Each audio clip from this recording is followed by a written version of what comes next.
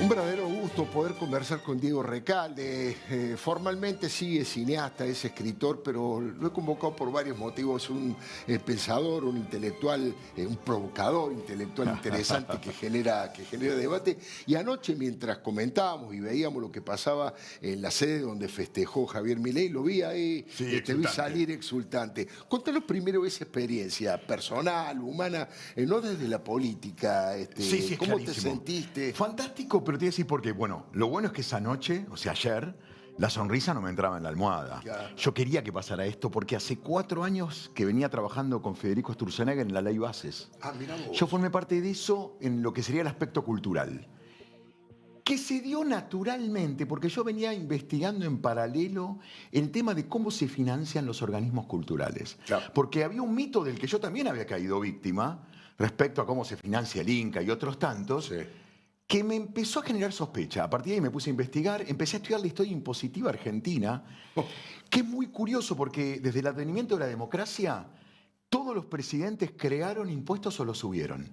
Claro. Ninguno fue en contra de esa dirección. La ley Bases se proponía ir en contra y se propone en contra de esa dirección y encontró la posibilidad de ser una realidad gracias a Milei, que está tomando ese camino. Por eso ayer estaba exultante y además porque venía a consagrar estos 4 años donde estuve ahí al lado de Federico, ¿no? en la ley Bases.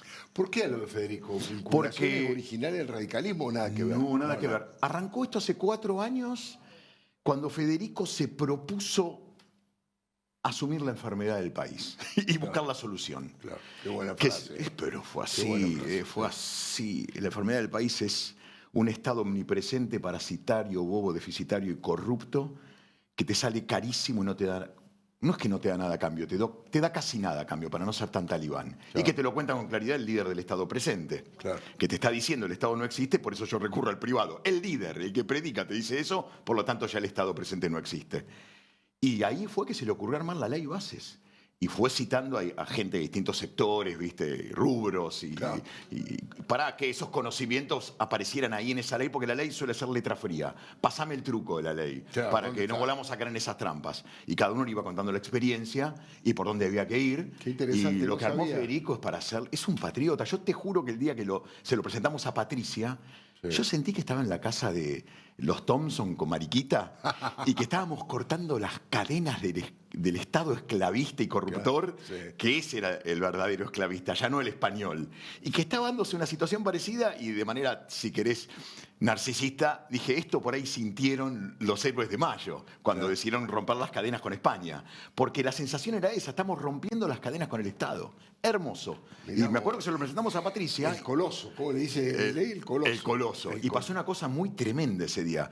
Cuando se lo presentamos a Patricia, todavía no había ningún presidente, No, nada, claro, era una no. idea de país. Patricia, con mucha sinceridad, me dijo, no me olvido más, va a ser difícil esto llevarlo a la práctica, sobre todo en Cava. Mirá vos, No va a ser fácil que larguen los kioscos. que largue lo que va. Y yo dije, el enemigo está dentro. Claro. Por eso esto que está haciendo Milei me parece maravilloso porque viene digamos, a demostrar eso que dijo Patricia y viene a confirmar porque Patricia saltó de barco. Y además porque en eso tuvo una gran generosidad. El que gana gobierna y el que pierde acompaña. Seguro. Patricia lo entendió, acompañó. Mauricio sigue sin entenderlo. Y por eso está tan enojado.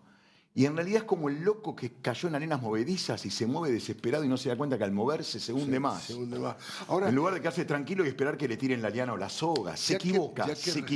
Ya que revisaste todos los curros del Sí. mundo de la cultura, del espectáculo y del show, ¿crees que es eso o hay un wokismo ideológico que ha llevado a gran parte de los artistas, a parte de los cantantes, a adherir al kirchnerismo contra toda realidad, a apoyar a gobiernos dictatoriales como Venezuela, como Cuba?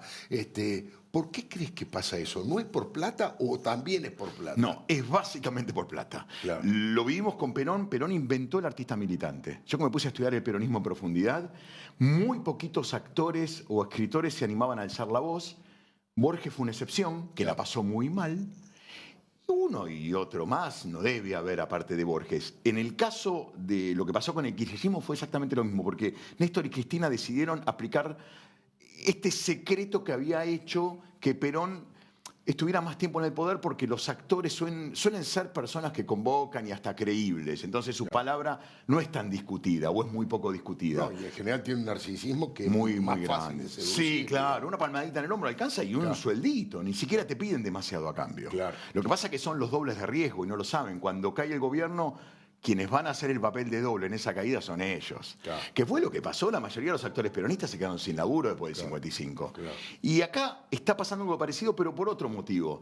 Porque no saben sobrevivir sin la guita del Estado. Claro. No entienden que hay otros están caminos. preparados No para están el preparados mundo para la vida privado, real. para- No están Claro. preparados. Es increíble.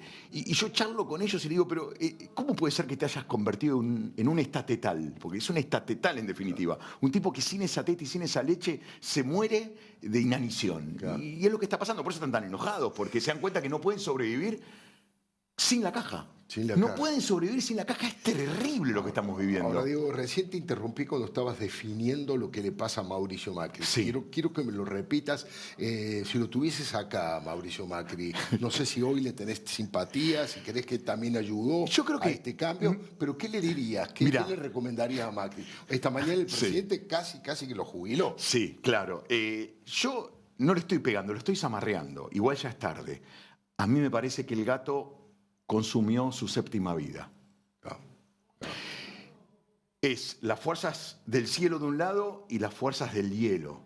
El PRO está frío, pero ¿por qué él se equivocó? ¿Y por qué se equivocó? Yo voy a hacer una lectura arbitraria basada en experiencias personales porque tengo mucho psicoanálisis encima. Él internamente siente que su presidencia, y con razón, fracasó, fue deslucida. El salario de la jubilación terminó en la mitad de cuando asumió.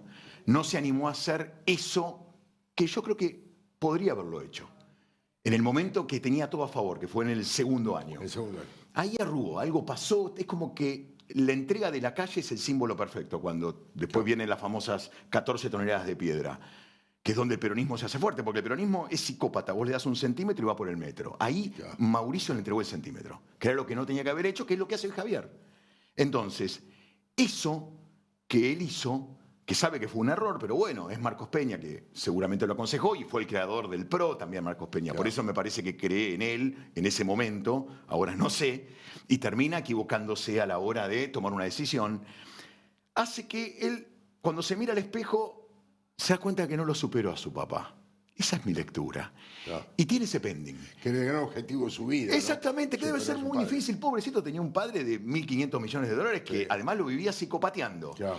Y mi sensación, ¿cuál es? Que él siente que, erróneamente, que Milei es su hijo. Claro. Pero en lugar de tratarlo como Mauricio, lo trata como Franco. Es decir, él se comporta como Franco con Milei. Y Milei ya le dijo varias veces, mirá, yo tengo un solo jefe, que es Karina. Claro. Que encima es una gran armadora, lo acaba de mostrar con el triunfo de Adorni en la Ciudad de Buenos Aires. Por eso, cuando en un momento Mauricio se quejaba y decía, bueno, parece que Karina no quiere comer conmigo milanesas. ¿Y sabes por qué no las quiere comer con vos, Mauricio, milanesas, Karina? Porque vos le querés comer la milanesa, Karina. Claro, claro. Karina está en ese rol, ya no vos. No te quiere Milei en ese rol, no te necesita. Pero en lugar de, que es lo que yo haría, ponerle la pata en la cabeza, es prestarle los pies para que salte más alto Milei. Y él se pone en el lugar más incómodo, que es seguir poniendo trabas. Y eso en realidad frente a la sociedad causa mucho rechazo, porque yo tengo la imagen de un tipo que hoy está enojado, está resentido por momentos. ¿Por qué? Porque no se le dio ese sueño de ser el presidente exitoso que fantaseó y que curiosamente Milei está haciendo todo eso que él supuestamente fantaseó, porque tampoco sé si lo fantaseó, Claro. pero Milei está haciendo todo eso que él al menos hoy fantasea. Y por eso le da tanta bronca, por eso no se lo banca Milei.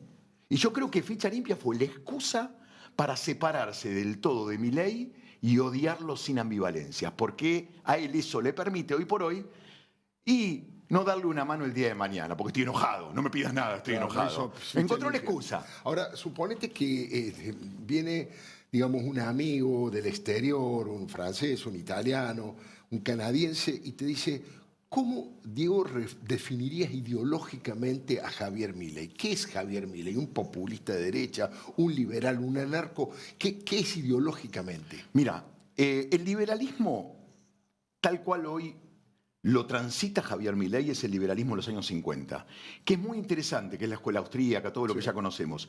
Surge como respuesta a los totalitarismos de derecha e izquierda. Es decir, el liberalismo que hoy Javier transita está más allá de la izquierda y la derecha.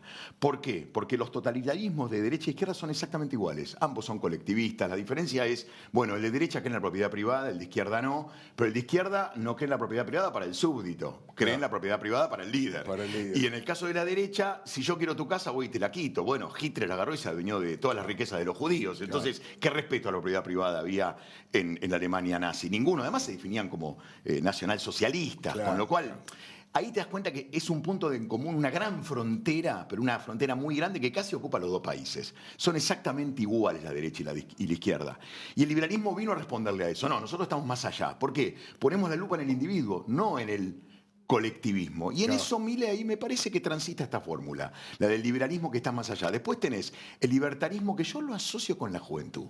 Es la fuerza de choque, que tiene un celular en la mano como arma, del liberalismo. Para mí el libertarismo es eso. Porque después dentro del liberalismo tenés la discusión, ¿cuánto de Estado necesitas? Cada país transita su propia experiencia. Acá en Argentina yo creo que necesitamos tener un Estado cada vez más chico, porque en Argentina Estado es sinónimo de corrupción. Entonces, cuanto más lo achicás, más achicás la corrupción.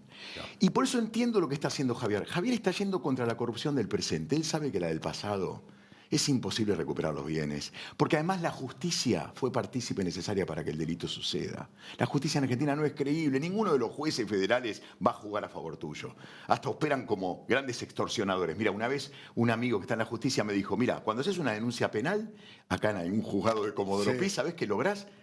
Que la guita empieza a redistribuirse. O sea, la guita afanada se redistribuye. Yo le dije, bueno, acá funciona la famosa redistribución de la riqueza mala vida, ¿no? Claro, es eso. Porque el juez recibe una parte de lo robado. Es así, entonces, ¿no es confiable? Genial.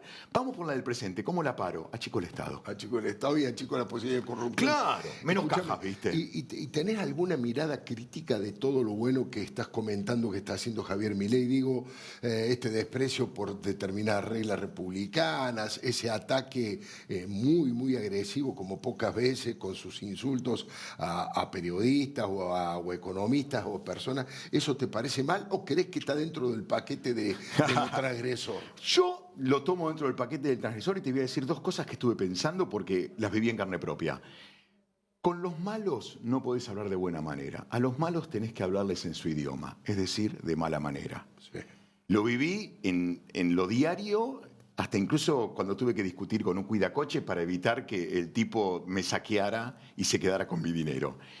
Y después me quedé pensando en lo que le pasa con los periodistas. Yo creo que contrariamente a lo que se piensa, el tipo quiere muchísimo a los periodistas y a los artistas. Y vos dirás por qué. Porque al decirles no hay más pauta, les devolvió la voz propia. Sí. Les devolvió la lengua. Porque la pauta lo que había hecho es que la lengua quede en manos del Estado.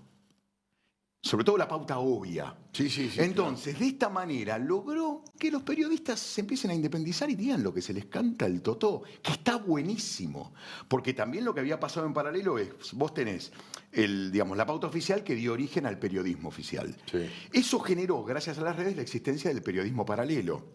Bueno, yo creo más en el periodismo paralelo, me informo por ahí. Y claro, si esto vos lo trasladás a la vida diaria, la gente cree más en el paralelo que en el oficial. Y si lo pensás en términos de dólar, fíjate lo que hizo Milei, por ejemplo, con el dólar. Logró tener un dólar libre, porque ya no interviene la plata del BCRA. Ya. Bueno, ahora, gracias a Milei, tenemos un periodismo libre, porque ya no interviene la plata del BCRA. Bueno, es un enfoque también transgresor como el de Milei. Te juro que en ese sentido yo creo que habría que agradecerle. Mira, mi vieja me echó de mi casa a los 19 años. Sí. La putié, imagínate. Pero con el tiempo le agradecí tanto, me enseñó a sobrevivir. Porque mi lengua era propia, ya no era la lengua de mi mamá. Yo cuando vivía en la acera de Callao con calefacción y todas esas comodidades que uno tiene, sobre todo por la zona en la que vivía, no podía ser yo. Y a partir de ahí pude ser yo.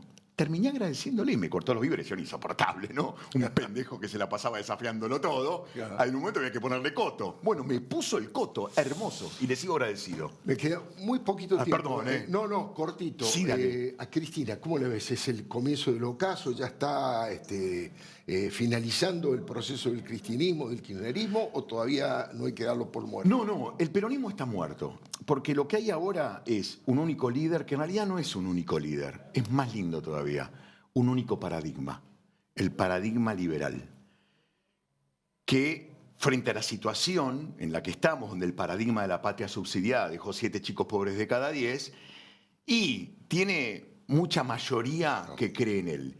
Cristina, mirá lo perdida que está, que el otro día la vi, robándole parte del discurso a Milei. Es decir, el peronismo es una cáscara vacía, está muerto, es un cuerpo seco. Todo niño que están haciendo ahora no va a ser peronista, ya la juventud dejó de ser peronista, Claro. por lo tanto el futuro es liberal. Lo que quedan son los viejos, que se van a morir, y con ellos se va a ir definitivamente el peronismo, que va a quedar reducido a un partido como de izquierda, 3 puntos. Diego, como siempre, te agradezco Por muchísimo favor. tu reflexión y tu valentía y tu forma de manifestarlo. Enseguidita va a estar sentado allí para que conversemos, alguien al que admiro muchísimo también, escritor, periodista, escritor talentosísimo como Gonzalo Garcés. Enseguidita nomás.